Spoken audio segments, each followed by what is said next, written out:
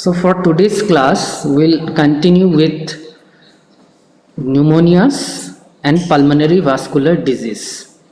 So the important in pneumonia is again an important topic for your exam point of view.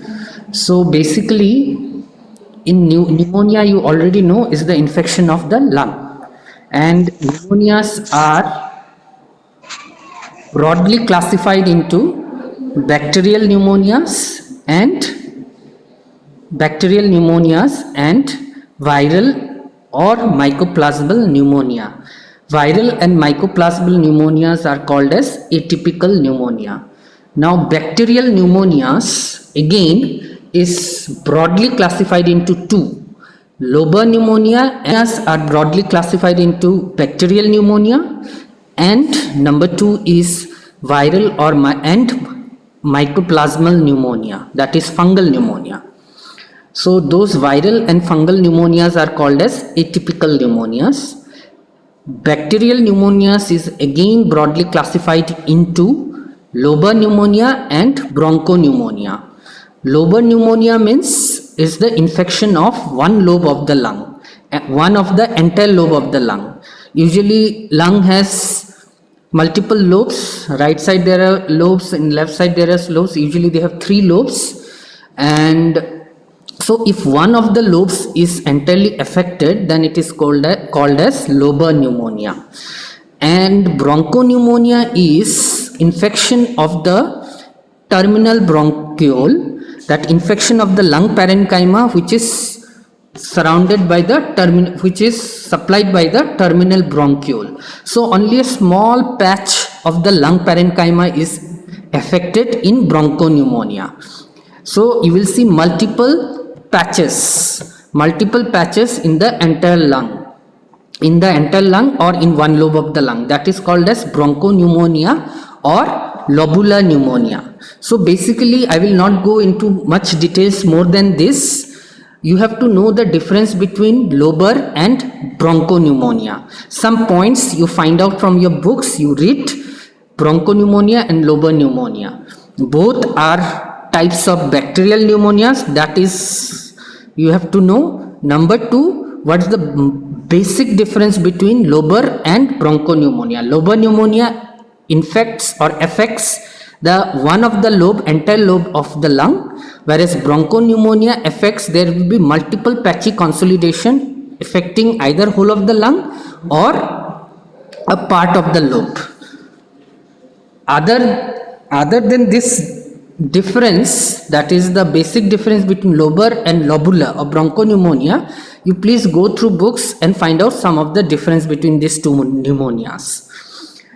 Another important topic which you have to read from pneumonias is the stages of pneumonia. If a pneumonia patient is kept in the ward or in home, what are the different stages they go through if they progress to healing? The first, what are the different steps? Number one step is congestion, stage of congestion. Number two step is stage of hepatization. Number two is stage of hepatization, and that is called as red hepatization, because the lung looks like a red color liver. Hepatization comes from the word hepatic. So number one stage is congestion, number two stage is red hepatization, number three stage is gray hepatization, and number four is your resolution. So these four stages you have to remember.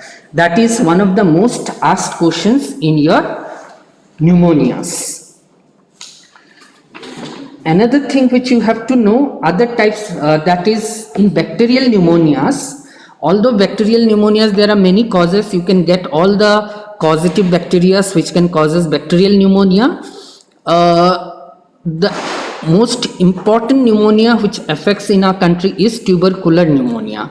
So tubercular pneumonia you have to read in a bit details, but that is given in your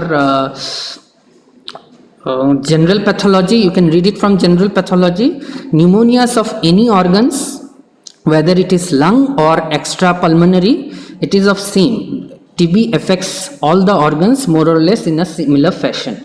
Their pathogenesis is more or less same, and their gross and microscopic features are more or less same, and also their treatment is more or less same. So basically there are some minor differences, but in general what you have to know is tuberculosis, and the most common organ which TB affects is lungs.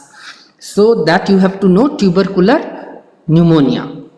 So viral and mycoplasmal pneumonia, those are called as atypical pneumonias.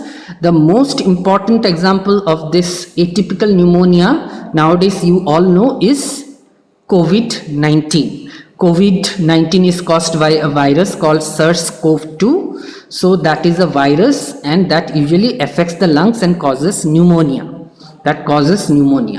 So these are the two main pneumonias you have to know. Bacterial, number one, bacterial is further subdivided into lobar and bronchopneumonia. Stages of healing in a case of, or what are the stages of pneumonia?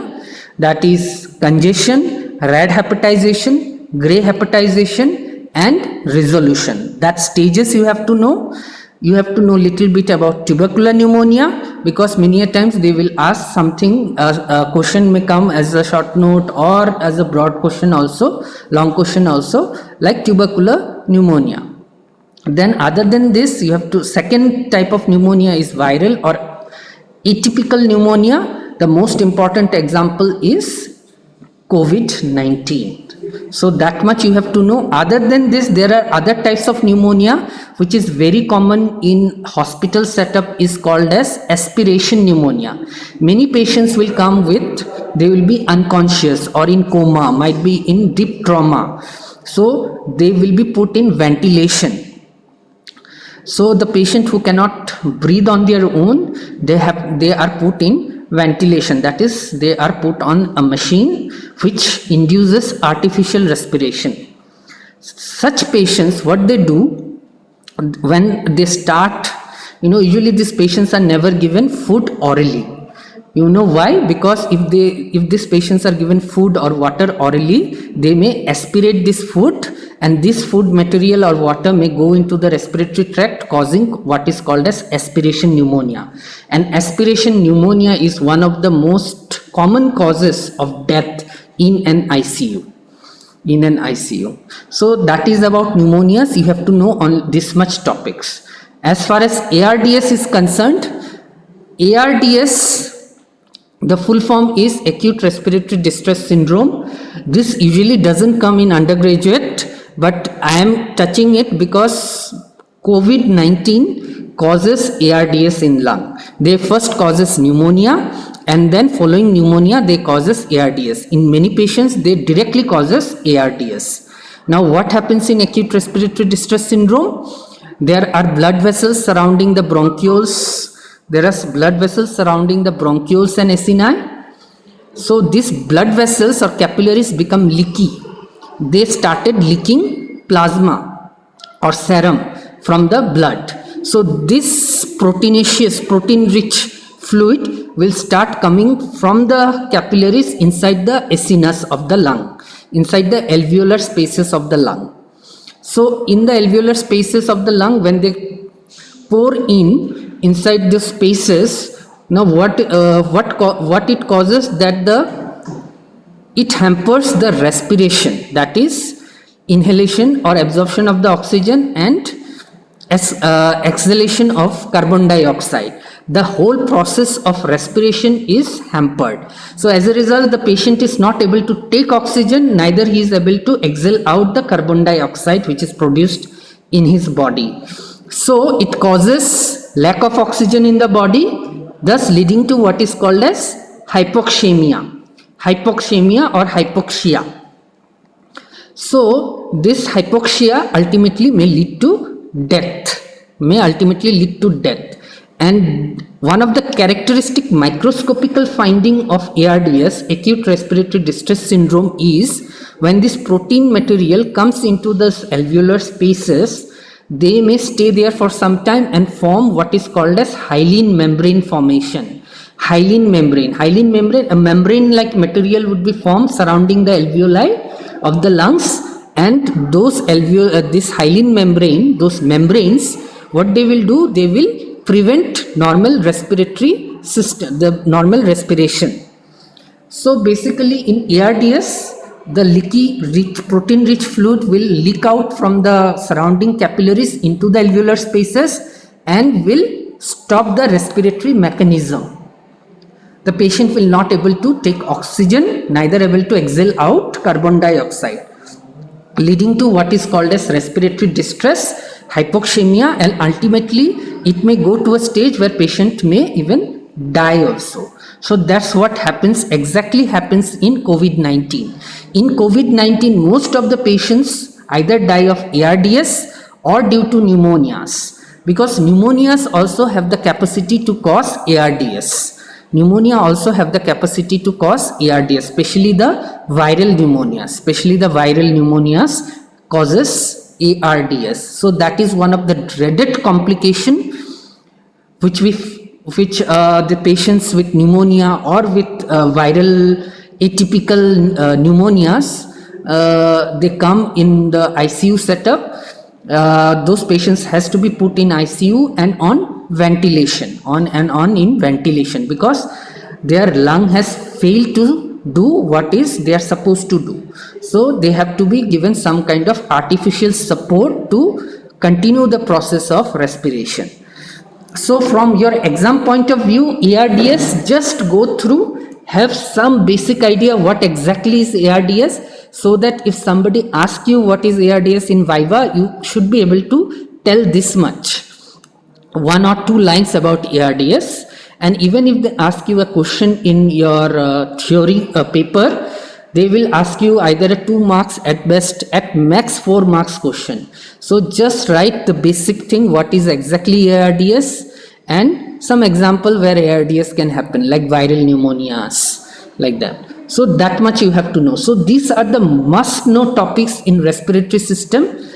ARDS, little bit, pneumonias, at least you should know the classification of pneumonia, stages of pneumonia, which are the bacteria which causes bacterial pneumonia, which are the viruses and fungus which causes pneumonia, that you will get a list in your books.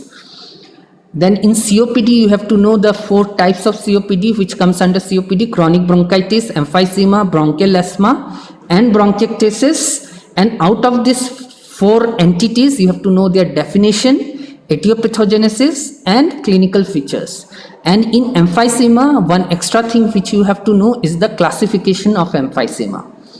Then in chronic restrictive lung disease, you have to know pneumoconiosis. Basically, in pneumoconiosis, you have to know what is pneumoconiosis and examples of pneumoconiosis. That much is enough. In lung tumors, you should be knowing what are the tumors which can occur in lung, that is small cell and non-small cell. Non-small cell is further classified broadly into squamous cell and adenocarcinomas, and some applied question may come from lung tumors.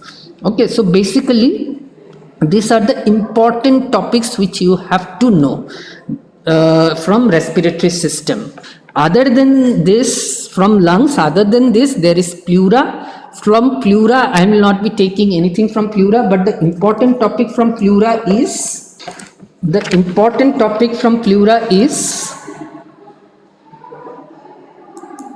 just read little bit of what is pneumothorax. What is pneumothorax? Pneumothorax is basically accumulation of air in the pleural cavity. So what is pneumothorax? Just know that much, and what causes pneumothorax. That much you know. And another topic which you have to know from pleura is mesothelioma. Mesothelioma is the tumor which arises from pleura. Mesothelioma is the name of the tumor which arises from pleura. Although the name mesothelioma looks like it is a benign tumor, but mesotheliomas are usually these are malignant in nature. Mesotheliomas are malignant in nature, so many a times we don't say just mesothelioma, we say malignant mesothelioma. Malignant mesothelioma. That is the tumor arising from pleura. Pleura is usually lined by your what lining? Mesothelial lining. So any tumor arising from the pleural cells, these are called as mesothelioma. And remember, these mesotheliomas are usually malignant, and that's why many a times we call them as malignant mesothelioma. So from pleura you have to know only this much. What is pneumothorax and mesothelioma? What is a mesothelioma? If somebody asks you, you should be able to say it's a tumor arising from the pleura. So that covers up your whole respiratory system. So we'll continue with your revision. I'll be finishing. The next topic would be either a neoplasia for you, or it could be CVS for you, depending on the availability of the faculty, whichever faculty will take this topic for you. Okay, so as far as respiratory system is concerned, this is the most important topic. These are the most important topics which you have to know. Just know little, for every topic you need not read so much from the books if you don't have time, or you may not able to retain so much at one go. So but you should be knowing at least something about the important topics which are important for your exam point of view. Okay, this sums up your respiratory system. Thank you.